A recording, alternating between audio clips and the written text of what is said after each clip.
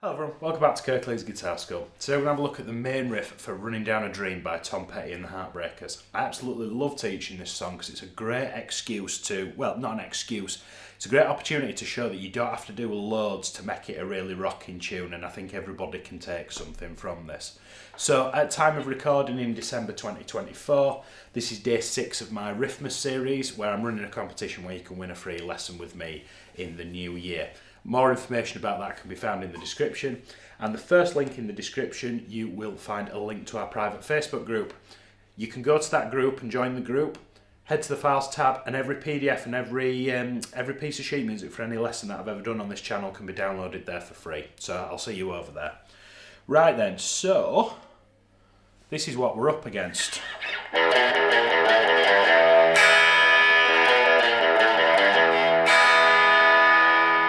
Right, so I'm using the Strat on the back pickup, I'm using the Princeton reverb, and I've got some overdrive from my Boss SD1. Just had to check that for a second.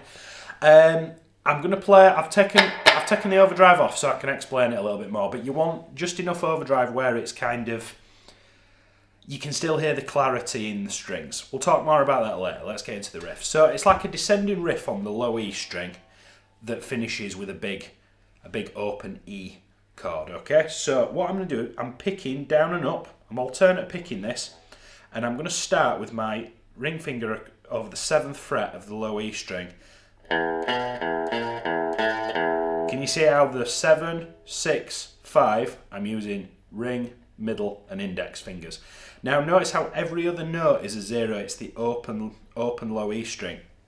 This is called a pedal tone, so I've got open with a downstroke, 7 with an upstroke, open with a downstroke, 6 with an upstroke, open with a downstroke, 5 with a downstroke, and then open. Now that first bar is a great little piece to practice by itself if you're just getting that under your fingers. And they should all be the same distance apart. Moving into the second bar, I'm going to do what's called a position shift. So what that means is I'm going to move my hand down to the 3rd fret. We'd call that 3rd position.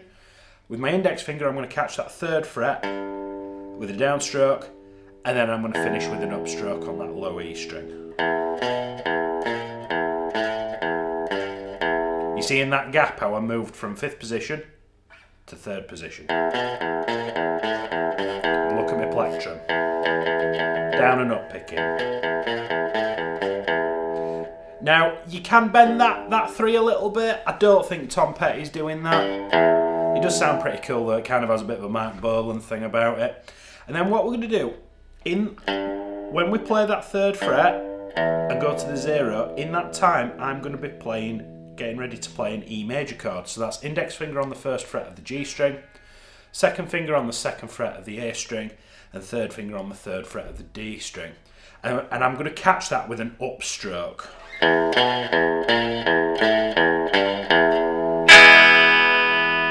Sorry if that was a little bit loud. And notice how I'm picking up on that E chord, not down, because it'll sound a bit different. It doesn't sound as, you want the higher pitched notes to hit you first. Now if I put my overdrive pedal back on, it just gives you a little bit more.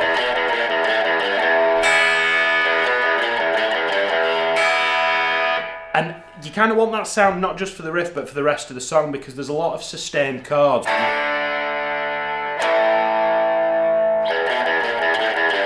There's a lot of chords that you'll sort of hold for between 2 and 4 bars. I can't remember off the top of my head. No doubt somebody will correct me in the comments.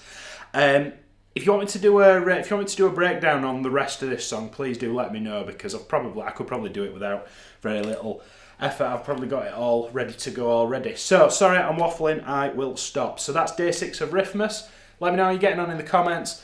Take a clip of yourself playing it, post it in the Facebook group. We've got about half a dozen entries so far. At time of recording, I think we're on the 5th of December today, so there's still plenty of time to enter if you haven't done so already. I'll see you in a couple of days for day number 7. Thank you very much.